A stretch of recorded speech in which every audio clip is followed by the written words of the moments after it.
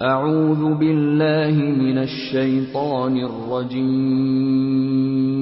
پناہ مانگتا ہوں میں اللہ کی شیطان مردود سے۔ عزیز بھائیوں اور دوستو،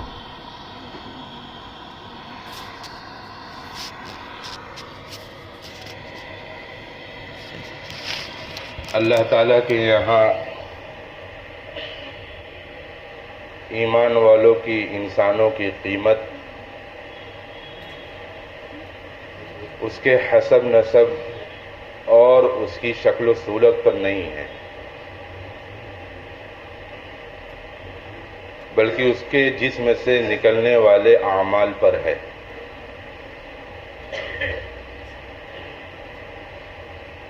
اسی لحاظ سے انسان کا وزن ہوتا ہے۔ اللہ رب العزت کے نزدیک سب سے زیادہ باعزت، سب سے زیادہ عزت والا وہ میرے دوستو تقوی والا ہے۔ قیامت کے دن فرشتہ اللہ کی طرف سے اعلان کرے گا، الا وانکم جعلتم نسبا وجعلت نسبا، اے لوگو ایک نسب تم نے بنایا ہے اور ایک نسب ہم نے بنایا ہے، ایک معیار عزت تم نے بنایا ہے، ایک معیار عزت اللہ نے بنایا ہے۔ وَجَعَلْتُ أَكْرَمَكُمْ أَتْقَاكُمْ، اور میں نے تم کو بتلا دیا ہے کہ میرے نزدیک عزت والا وہی ہے جو تقوی والا ہے، جو ڈرنے والا ہے۔ وَلَكِنْ أَبَيْتُمْ، لیکن تم نے انکار کر دیا۔ تم نے انسانوں کو عزت تو دی، لیکن تم نے انسانوں کو جو عزت دی ہے اس کی شکل و صورت کی وجہ سے دی ہے، اس کے مال و دولت کی وجہ سے دی ہے، اس کے حسب نسب کی وجہ سے دی ہے، اس کے خاندان کی وجہ سے دی ہے۔ جو میرا معیار تھا تم نے اس معیار کو ٹھکرا دیا، تم نے اپنا معیار بنایا۔ اللہ کا اعلان ہوگا کہ آج کے دن میرا معیار چلے گا، تمہارا معیار نہیں چلے گا۔ اعلان ہوگا این المتقون، کہاں ہے تقوی والے؟ کہاں ہے رات کے اندھیریوں میں اللہ سے ڈرنے والے؟ کہاں ہے دن کے اجالوں میں اللہ سے ڈرنے والے؟ کہاں ہے بازاروں میں اللہ سے ڈرنے والے؟ کہاں ہے خلوت میں اللہ سے ڈرنے والے؟ میرے دوستو، وہاں کا جو معیار ہے وہ صفات اعمال ہے، نہ کہ چیزیں ہیں۔ فَلْيَقُمْ أَهْلُ الصَّبْرِ، اہل صبر حضرات، صبر والے کھڑے ہوں گے، اللہ انہیں بلائے گا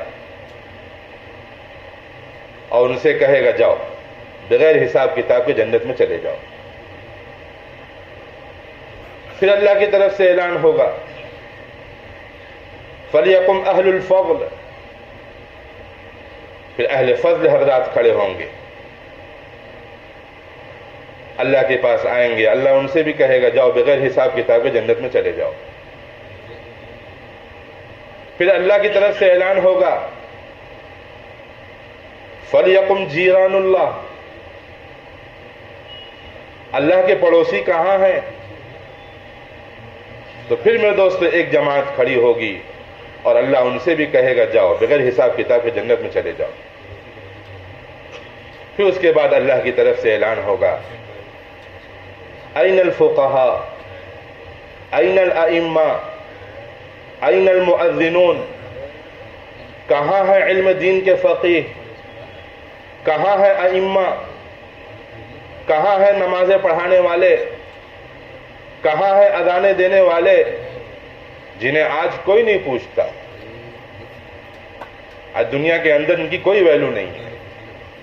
اللہ ان کو بلائے گا، وہ اللہ کے پاس آئیں گے، اللہ فرشتوں کو حکم دیں گے کہ ان کے لیے ممبر لگاؤ، ممبر لگایا جائے گا، اللہ تعالیٰ ان احباب سے کہیں گے جاؤ اس ممبر پر بیٹھو آرام سے، میں جاتا ہوں مخلوق کا حساب لے کر آتا ہوں۔ وہ آرام سے ممبر پر بیٹھیں گے اور یہاں مخلوق کا حساب کتاب چل رہا ہوگا۔ میرے دوستو، یہ وہاں کا معیار ہے۔ ہم نے اپنا معیار بگاڑ کر رکھ دیا ہے۔ انسانوں کو جہنم کے گڑھے سے نکال کر، جہنم کے عذاب سے بچا کر جو کامیاب کرنے والی جو صفت ہے میرے دوستو، وہ ایمان ہے۔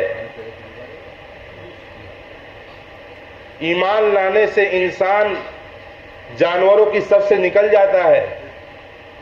ارشاد باری تعالی ہے اولئک کالانعام بل ہم اضل، جن کے اندر ایمان نہیں ہے وہ تو جانور ہے، بلکہ جانوروں سے بھی بدتر ہے۔ آج کی مادیت اور مادہ پرستی کا جو توڑ ہے وہ ایمان کی محنت کرنا ہے۔ سب سے بڑی بیماری جو آج اس وقت ہے وہ پیسوں کا یقین ہے کہ پیسوں کے بغیر کچھ نہیں ہو سکتا۔ پیسہ ہے تو سب کچھ ہے۔ یہ انسان دنیا کے اندر ڈگریاں حاصل کرتا ہے پیسے کے لیے، ملازمت کرتا ہے پیسے کے لیے، عہدیدار عہدہ حاصل کرتا ہے پیسے کے لیے۔ اسی سے انسان کو تولا جاتا ہے، اسی سے انسان کو پرکھا جاتا ہے۔ میرے دوستو، جو ایمان کی جڑ ہے وہ ساری چیزوں کا توڑ ہے۔ لا الہ کے یقین سے چیزوں کا یقین نکل جائے گا، لا الہ کی محنت سے پیسوں کا یقین نکل جائے گا۔ یقین پیدا کرنا اتنا آسان کام نہیں ہے۔ اسلام کے اندر یقین کا پیدا کرنا بڑا مشکل سبب ہے کہ بھائی نہ دکھلائی دینے والی چیزوں پر اعتماد کرنا، آخرت سامنے نہیں ہے اس پر اعتماد کرنا، جنت جہنم سامنے نہیں ہے اس پر اعتماد کرنا، اور جو چیزیں دکھلائی دے رہی ہیں، جن چیزوں کے فوائد ہمارے سامنے ہیں اس کو جھٹلانا، جو بڑا مشکل کام ہے۔ یقین ایسے ہی نہیں بنے گا۔ حضرت عیسیٰ علیہ السلام کا فرمان ہے کہ اگر انسان کے اندر ایک جو کے دانے کے برابر بھی یقین پیدا ہو جائے تو وہ میرے دوستوں پانی پر چل سکتا ہے۔ ہم اور آپ اپنے یقین کا محاسبہ خود کر لیں، اور یہی یقین اللہ کو مطلوب ہے۔ بنانے والے کا یقین ہو کہ کوئی چیز بغیر بنائے نہیں بنی ہے۔ اس دنیا میں جب کچھ بھی نہیں تھا تو بھی اللہ تھا۔ وہ اللہ کی ذات ایسی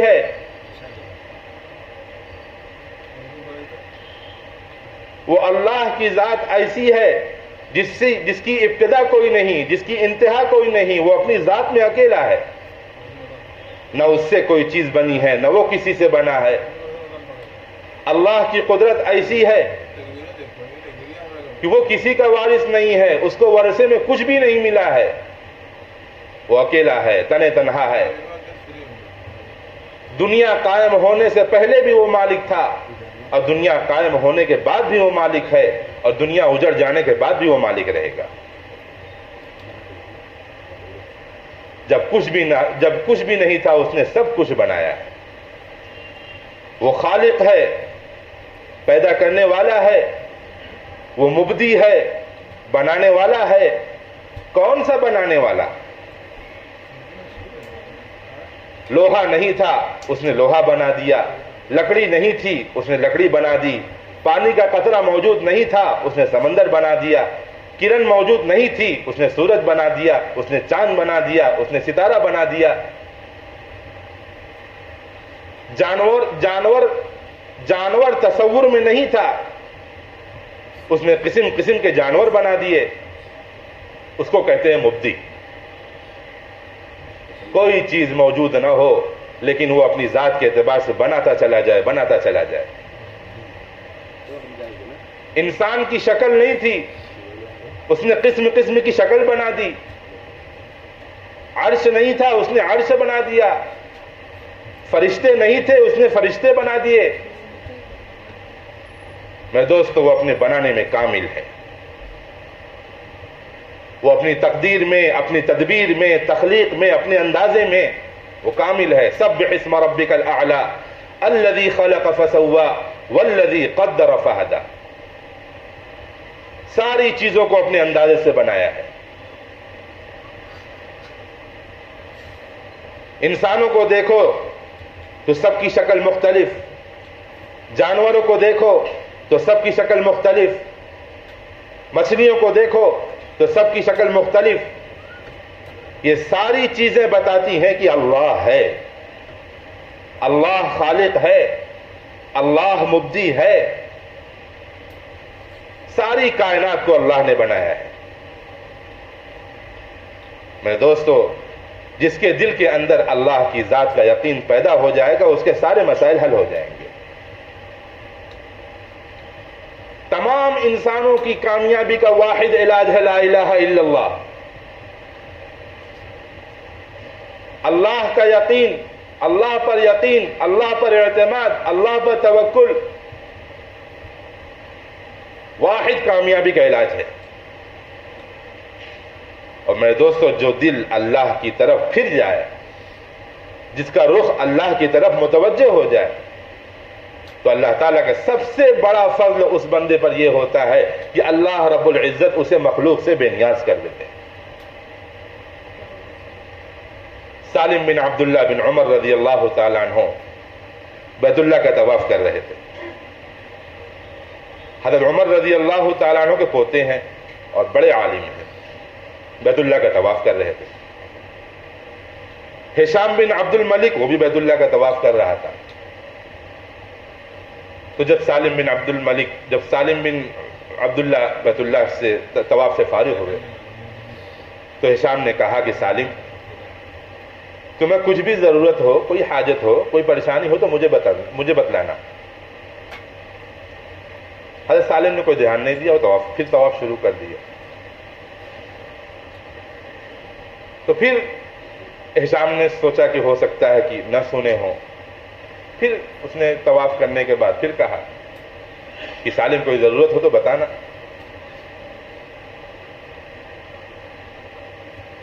تو سالم بن عبداللہ بن عمر نے کہا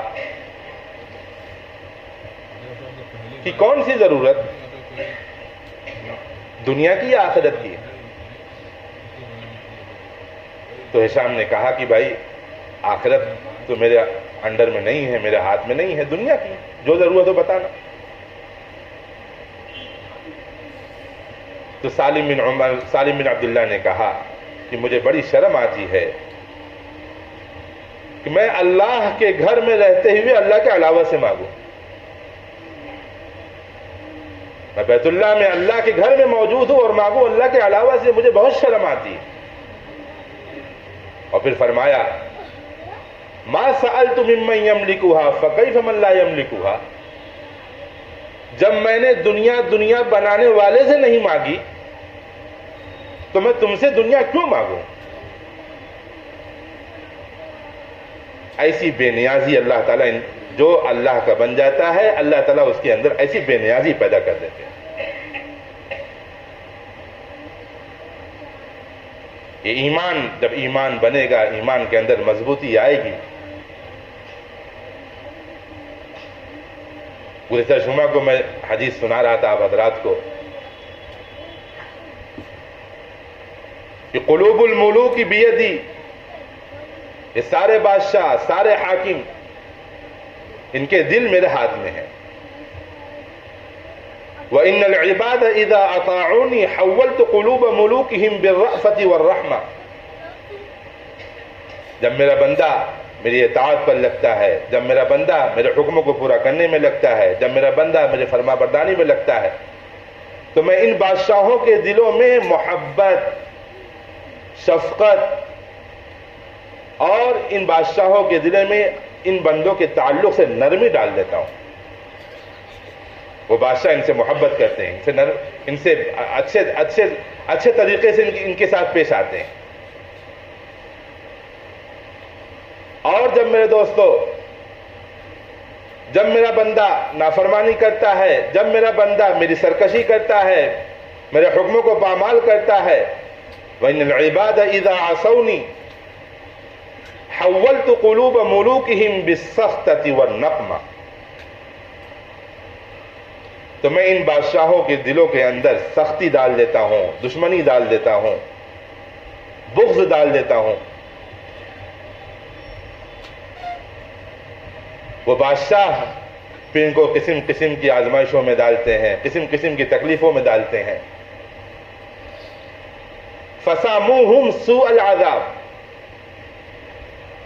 یہ بادشاہ ان کو تکلیفوں میں مبتلا کرتے ہیں.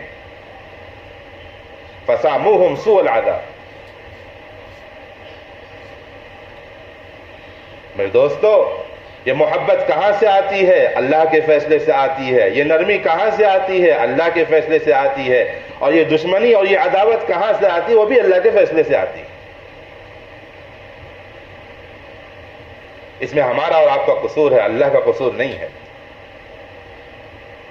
ہماری اور آپ کی پاکیزہ زندگیاں ان کے دلوں میں محبت اور شفقت ڈالتی ہے، اور میرے دوستو ہماری اور آپ کی گندی زندگیاں ان کے دلوں میں نفرت ڈالتی ہے. آگے اللہ نے فرمایا وَلَا تَشْغَلُوا أَنفُسَكُمْ بِالدُّعَاءِ عَلَى الْمُلُوكِ، اپنی صلاحیتوں کو، اپنی استعدادوں کو، اپنے پلانوں کو، اپنی اسکیموں کو، اپنے علم کو، اپنے عقل کو ان بادشاہوں کے برا بھلا کہنے میں مت لگاؤ. وَلَا تَشْغَلُوا أَنفُسَكُمْ بِالدُّعَاءِ عَلَى الْمُلُوكِ، ان کو برا بھلا کہنے سے، ان کو گالیاں دینے سے بادشاہ کے اندر سب آ گئے. چاہے چھوٹے حاکم ہو، چاہے بڑے حاکم ہو، چاہے چھوٹا بادشاہ ہو، سب آ گئے اس کے اندر. انہیں برا بھلا کہنے سے، انہیں گالیاں دینے سے تمہارا کچھ نہیں ہوگا.